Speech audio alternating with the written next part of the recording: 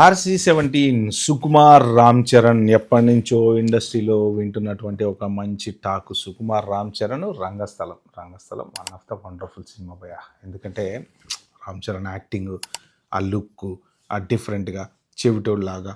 So Sukumar cinema అంటేనే సుక్కుబాయ cinema next లెవెల్లో ఉంటుంది. ఓకే, అయితే దీనికి సంబంధించి ఒక అప్డేట్ అయితే వచ్చిందనమాట. యాక్చువల్గా ఏంటంటే ఆర్య దగ్గర మొదలు పెడితే ఇప్పటి వరకు పుష్ప వరకు కూడా మన సుకుమార్ దేవిశ్రీ ప్రసాద్ని అయితే వదల్లా.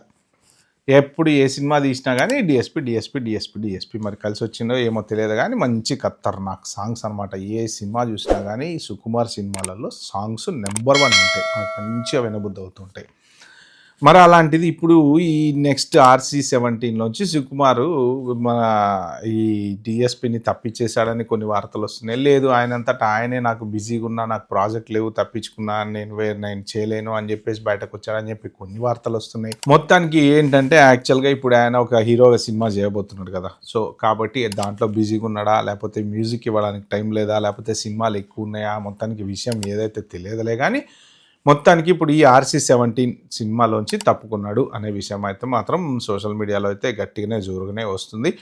మరి ఆయన తప్పుకుంటే ఎవరిని పెడతారు అంటే యాక్చువల్గా ప్రస్తుతానికైతే ఇండస్ట్రీలో one of the top movie ఇప్పుడు ఏంటి అంటే మొత్తం హోల్ ఇండియా చూసుకుంటే దురందర్కి బ్యాక్గ్రౌండ్ మ్యూజిక్ ఇచ్చినటువంటి మ్యూజిక్ డైరెక్టర్ని తీసుకురావాలని ప్లాన్లో ఉన్నారనమాట. ఆయన పేరు వచ్చేసి శేషావత్ సత్యదేవ్. ఆయన బ్యాక్గ్రౌండ్ స్కోర్ ఎర్రగా తీశాడు దురందర్ తోటి. దానికన్నా ముందు ఒక 2 మంచి భారీ హిట్లు పడ్డాయి ఆయనకి. సో ఇప్పుడు ఈ దురందర్ 2 ఇంకా ఒక రేంజ్లో హిట్ అయింది. సో కాబట్టి ఆయనను ఏమన్నా అప్రోచ్ అయ్యి ఆయన ఏమన్నా మ్యూజిక్ చేస్తాడా అని అక్కడిక్కడ మీడియా న్యూస్లు అయితే వస్తున్నాయి. బట్ ఏది కన్ఫర్మ్ కాలేదు ఇంతవరకు. సో మొత్తానికి నెక్స్ట్ ఎప్పుడా అని మనము ఈ పెద్ద సినిమా కోసం ఎదురు చూస్తున్నాం. అది అయిపోయిన తర్వాత ఇప్పుడు నెక్స్ట్ ఈ సుకుమార్ సినిమా అంటే మోస్ట్ ప్రాబ్లీ మనం ఇంకో 2-3 ఏళ్ళు పట్టచ్చేమో తెలియదు. ఎందుకంటే ఇక సుకుమార్ సినిమాలు అంటేనే అలా సాగుతూ ఉంటాయి షూటింగ్. ఎందుకంటే ఆయన తీసుకునే పెద్ద స్టోరీలు, పెద్ద ఆర్టిస్టులు. కాబట్టి ఈ సినిమాకి మరి నెక్స్ట్ ఎలా ఉంటుంది ఏంటి అనేది కరెక్ట్గా అయితే తెలియదు. సో దీని మీద ఏదైనా అప్డేట్ వస్తే మాత్రం నేను మీకు అప్డేట్ చేస్తాను. మీకు ఏం చేయాలో తెలుసు కదా, సబ్స్క్రైబ్ చేసుకోండి, షేర్ చేయండి, లైక్ చేయండి. బాబాయ్, హ్యావ్ ఎ గుడ్ డే.